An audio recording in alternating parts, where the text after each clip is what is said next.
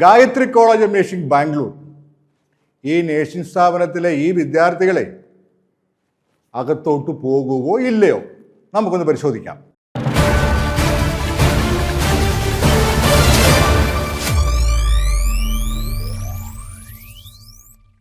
നമസ്കാരം, ഞാൻ M K Thomas.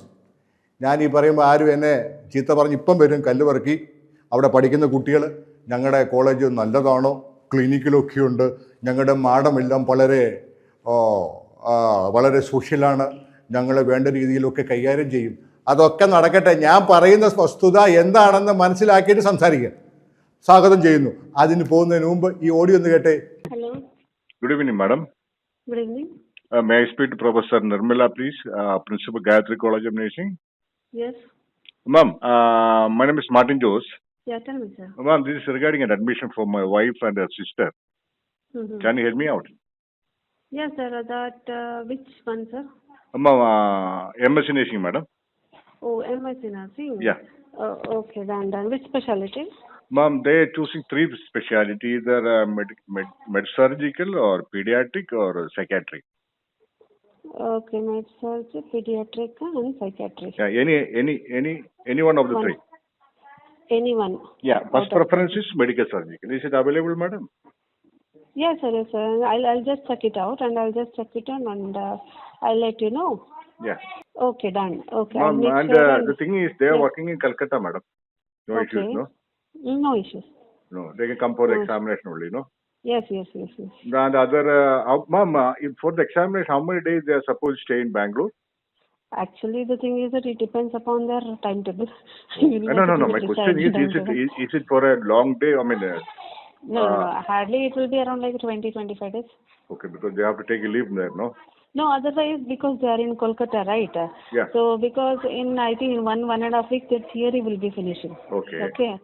And after that they can go back whenever the practical will be there. They can come and attend the practical and they can go. Do you have any other option for this practical or something? Because they are senior most. They have about 4 years services.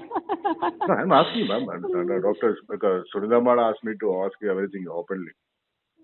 That is right. So that I don't know, that situation, centers and all, I can't say it. Okay, ma'am. No. I'm just asking you. So we are all ignorant about all these things. Yeah, of course it is. Of course, yes. Sir. And then they say it that... It depends upon the situation, sir. I'm saying that. And how about the synopses and records and everything? You do it, somebody is there to do it, or... If you say some people are there, they will do it. Okay. Otherwise, if they are ready to, so we don't have any problem. So you have to pay extra money for the other things, right? Yes, sir. The rest of other things will be in a different thing. Okay, if they come for the exam, do you arrange accommodation or we have to arrange for it? No, sir. That I think the students have to go for it. Okay. Otherwise, if it is our hostel will be available, I think per day some amount they have to pay, 150 or 200 they have to pay. That's not no issues. കേട്ടല്ലോ, ഇത് ആരോടുമായിട്ട് സംസാരം അറിയാവോ? നിങ്ങൾ ഇങ്ങനെ കാണാൻ പോലും ബുദ്ധിമുട്ടുന്ന മാഡത്തിൻ്റെ തലവട്ടം കാണുമ്പോൾ ഓടിപ്പോകുമല്ലോ പേടിച്ച്. നിങ്ങളുടെ പ്രിൻസിപ്പാൾ പ്രൊഫസർ നിർമ്മലയും ഞാനും കൂടെ സംസാരിച്ചതാണ്. എന്ത് എളുപ്പമല്ലേ? പോരെ, MScക്ക് പോരെ പഠിപ്പിക്കാം, പോസ്റ്റ് PhD പോരെ പഠിപ്പിക്കാം. നിങ്ങൾ അവിടെ ഇരിക്കുന്ന കുട്ടികൾ ഒരു കാര്യം മനസ്സിലാക്കണം. ഈ തെളിവുകളൊക്കെയാണ് ഞാൻ ഇതിൻ്റെ ട്രാൻസ്ക്രിപ്റ്റും ഈ ഓഡിയോയുടെ ഇതൊക്കെ എടുത്തിട്ടാണ് അങ്ങോട്ട് പരാതി കൊടുക്കുക, അല്ല വേറൊന്നുമല്ല. ഇത് ഞാൻ കെട്ടിച്ചമച്ചതാണെങ്കിൽ അന്വേഷണം നേടാൻ ഞാൻ തയ്യാറാണല്ലോ. അതിന് എന്തെല്ലാം ഇന്നത്തെ ഇൻവെസ്റ്റിഗേഷൻ ഡിപ്പാർട്ട്മെൻറ്റ് എന്തെല്ലാം ലാബറട്ടറികളുണ്ട്, വോയിസ് ടെസ്റ്റ് നടത്തുന്ന ലാബറട്ടറികളൊക്കെ ഇല്ലേ, എൻ്റെ അവിടെയൊക്കെ എടുത്ത് പരിശോധിക്കട്ടെ.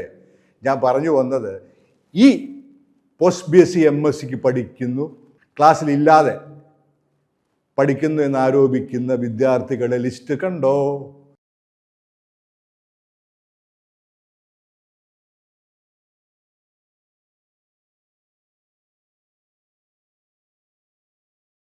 (24-25) അഡ്മിഷൻ. ഈ അപ്രൂവൽ സമയത്ത് ഈ പ്രിൻസിപ്പൽ, ഈ മാനേജ്മെൻറ്റും ഏജൻറ്റുമാരൊക്കെ ചേർന്ന് 100 കണക്കിന് വ്യാജരേഖകളാണ് യൂണിവേഴ്സിറ്റിയുടെ മുമ്പിൽ കൊടുത്ത് ഇവർക്കുള്ള അഡ്മിഷൻ അപ്രൂവൽ വാങ്ങിയിരിക്കുന്നത് എന്നാണ് ആരോപണം. അത് നിങ്ങൾക്ക് നിങ്ങളുടെ ഭാവി നിങ്ങൾക്ക് സുരക്ഷിതമാക്കണമെന്നുണ്ടെങ്കിൽ ഞാൻ പറഞ്ഞു തരുന്ന കാര്യങ്ങൾ സൗകര്യമുണ്ട് ചെയ്യും. മനസ്സിലായില്ലേ? അതായത് നിങ്ങൾ അഡ്മിഷൻ എടുത്തപ്പം ആധാർ കാർഡ് കൊടുത്തായിരുന്നല്ലോ, ഇല്ലേ? ഈ കുട്ടികളുടെയൊക്കെ ആധാർ കാർഡ് നിങ്ങൾക്ക് ചോദിക്കാം, പരിശോധിക്കാം. അതേപോലെ കഴിഞ്ഞ വർഷം 24-25 അഡ്മിഷൻ്റെ അവസാനത്തെ ദിവസം, അതാണ് ഡിസംബർ 31 മറ്റോ ആയിരുന്നു, രാത്രി 11:59 ഒരു ഓൺലൈൻ സ്റ്റേറ്റ്മെൻറ്റ് യൂണിവേഴ്സിറ്റിയോട് കയറിയിട്ടുണ്ട്. അതിൻ്റെ ഡേറ്റാസും മേടിക്കണം. ഈ കുട്ടികൾ നിങ്ങളുടെ സഹപാഠികളല്ലേ, ആ ക്യാമ്പസിലൊക്കെ ഉണ്ടോ എന്ന് പരിശോധിച്ച് ഇപ്പം വരും. 12-ാം തീയതി പരീക്ഷ തുടങ്ങി ഓടിയെത്തും. ഇവരെ സംബന്ധിച്ച് അറ്റൻഡൻസ് സംബന്ധിച്ച് ഇൻറ്റേർണൽ അസൈൻമെൻറ്റ് സംബന്ധിച്ച് ഒരുപാട് വ്യാജരേഖകളാണ് നിങ്ങൾ വിശ്വസിക്കുന്ന ഈ പ്രിൻസിപ്പൽ യൂണിവേഴ്സിറ്റി കൊടുത്തിരിക്കുന്നത്. എന്താ അല്ലേ? ഇവരെയാണോ നിങ്ങൾ പ്രിൻസിപ്പാൾ മാഡം എന്ന് വിളിച്ച് ഓടി ചെല്ലുന്നത്? കഷ്ടം. ഞാൻ ഈ പറഞ്ഞ കാര്യമൊക്കെ പരിശോധിക്കണം. ഈ കോളേജിൽ അവരൊക്കെ ഉണ്ടെങ്കിൽ മൊത്തം ഒരു ഫോട്ടോ എടുത്ത് എനിക്ക് അയച്ചു തരണം. എന്നിട്ട് ഞാൻ പറഞ്ഞത് വ്യാജമാണെന്ന് തെളിയിക്കാൻ തൻ്റെ ഇടമുള്ളവർ, രക്ഷിതാക്കളും കുട്ടികളും മുമ്പോട്ട് വന്നിട്ട് എൻ്റെ പേരിൽ ഒരു പരാതി കൊടുത്ത് ഞാൻ നിങ്ങളെ ഈ വ്യാജന്മാരെ അരി എണ്ണിപ്പിക്കുമെന്ന് പറയുന്ന പോലെ എന്നെ അരി എണ്ണിപ്പിക്കണം. പറ്റുമെങ്കിൽ ചെയ്യ്. ഗായത്രി കോളേജ് ഓഫ് നഴ്സിംഗിലെ ഈ കുട്ടികൾ ക്ലാസ്സിൽ ഇല്ല എന്ന് ആരോപണം നൽകുന്ന കുട്ടികൾ എങ്ങനെ അകത്തോട്ട് പോകുമെന്നുള്ള വിവരങ്ങളും കുറച്ച് മറ്റു ചില കാര്യങ്ങളും ഈ കോളേജിനെ പറ്റിയുള്ള അടുത്ത വീഡിയോയിൽ ഞാൻ പറഞ്ഞു തരാം. താല്പര്യമുള്ളവർ ചാനൽ സബ്സ്ക്രൈബ് ചെയ്യുക, ലൈക്ക് ചെയ്യുക, ഷെയർ ചെയ്യുക, കമൻ്റൊക്കെ പറയുക. പുതിയ അപ്ഡേറ്റ്സുമായിട്ട് വീണ്ടും വരാം. നന്ദി, നമസ്കാരം.